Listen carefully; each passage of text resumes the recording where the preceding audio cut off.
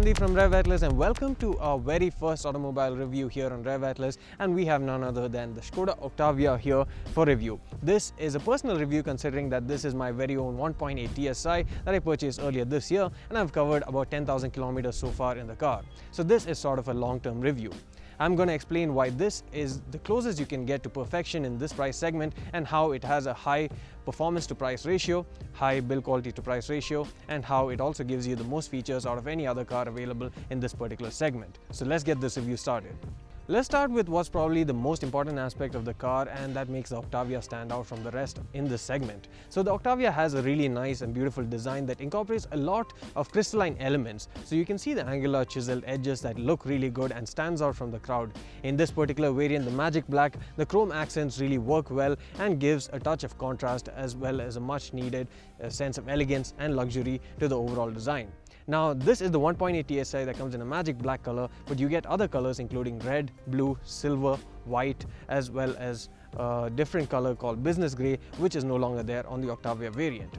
The 1.8 TSI variant also comes with a boot deck spoiler that is available as an optional extra on the 1.4 TSI as well as 2.0 TDI variants. The chassis system is a real lifesaver and makes your life a whole lot easier.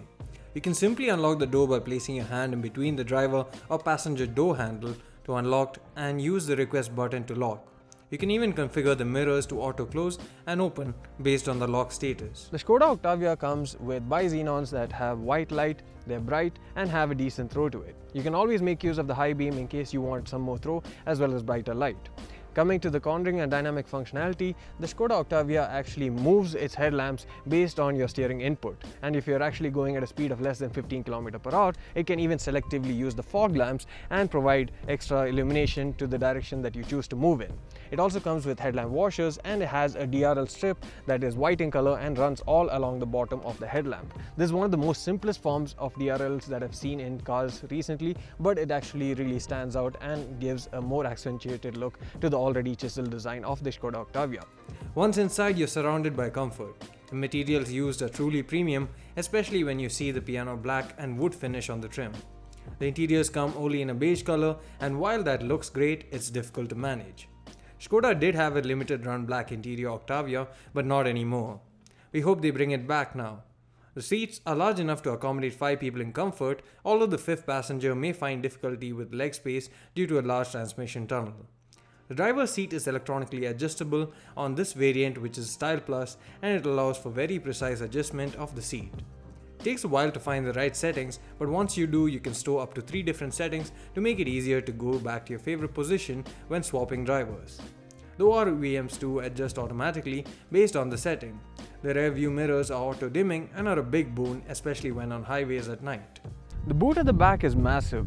It has 580 liters of storage space, that's more than enough for all your needs. I personally take photography equipment as well as my personal luggage, and the Octavia can accommodate everything in just one go.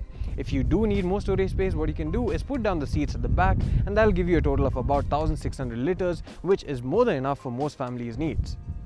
The comfort levels are great thanks to the build quality and the low noise levels of the cabin.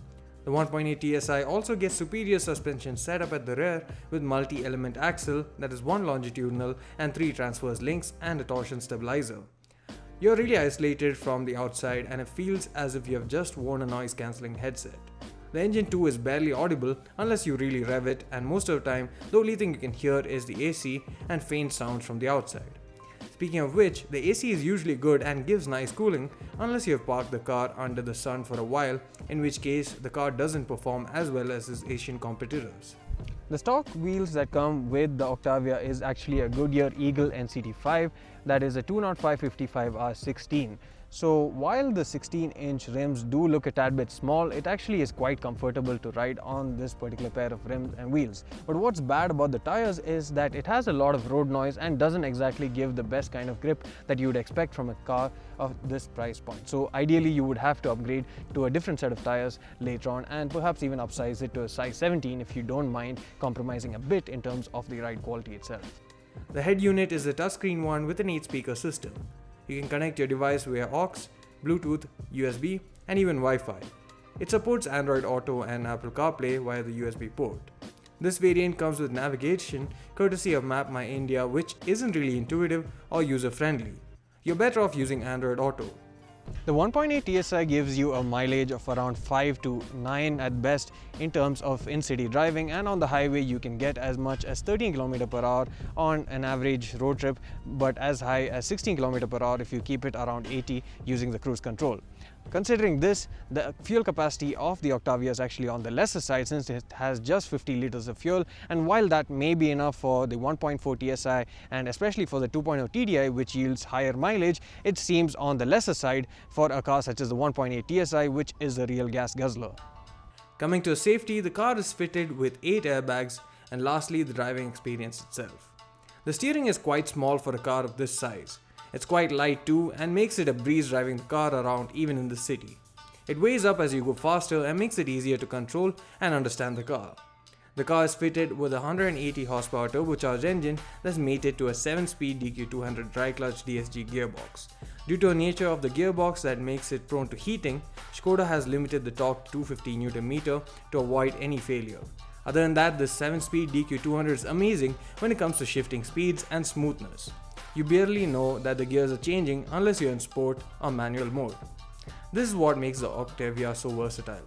It can be a smooth operator in the city or on the highways even, and take you at your own pace to wherever you want to go without any fatigue. Or it can kick you in the chest and send you back to the seat with all the horses it has under the hood. It really has a dual personality. Overall, the Skoda Octavia is one hell of a car, especially in the 1.8 TSI variant, and a purchase that I'm truly happy with. The new facelifted Octavia is expected soon and brings a whole lot of changes and improvements, but remains the same at heart. We'll be bringing you videos of the facelifted Octavia very soon as well, so do stay tuned for that, and please leave your feedback in the comment section below. Please don't forget to hit the subscribe button and turn on notifications to get the latest updates from us. Thanks for watching this video. See you again in the next one.